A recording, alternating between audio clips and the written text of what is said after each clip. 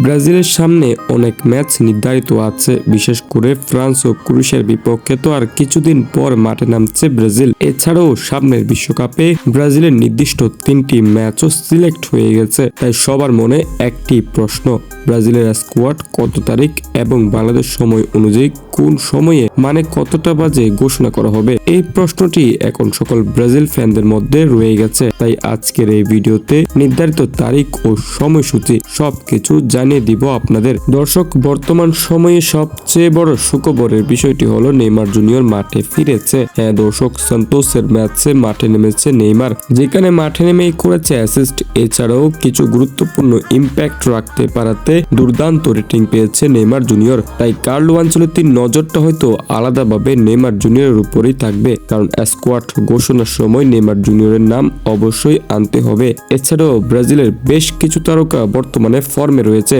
তাদের জন্য নির্ধারিত ছক সাজিয়েছে কার্লো আনচেলত্তি এবং সেই বিবরণী ছকটা প্রকাশ করবে কিছু সময় পর। অর্থাৎ ফ্রান্স ও ক্রোয়েশিয়ার বিপক্ষে যে দুটি ম্যাচ আছে, ওই দুটি ম্যাচের জন্য ব্রাজিলের প্রধান স্কোয়াড ঘোষণা করবে 16 মার্চ বাংলাদেশ সময় অনুযায়ী রাত 11টা থেকে 1টার মধ্যে। অর্থাৎ 11টা থেকে শুরু করে 1টার মধ্যে এই মাঝামাঝি সময়ে ব্রাজিলের স্কোয়াড ঘোষণা করবে। এরপর বিশ্বকাপের স্কোয়াডটি ঘোষণা করবে 19 মে। হ্যাঁ দর্শক, 19 মে রাত 11টা থেকে 1টার মধ্যে। যেহেতু বিশ্বকাপের স্কোয়াড ঘোষণা, তাই অনুষ্ঠানটি হয়তো একটু বড় আকারে হতে পারে। আশা করি জেনে গেছেন ফ্রান্স ও ক্রোয়েশিয়ার বিপক্ষে কত তারিখ এবং বিশ্বকাপের স্কোয়াড কত তারিখ ঘোষণা করবে।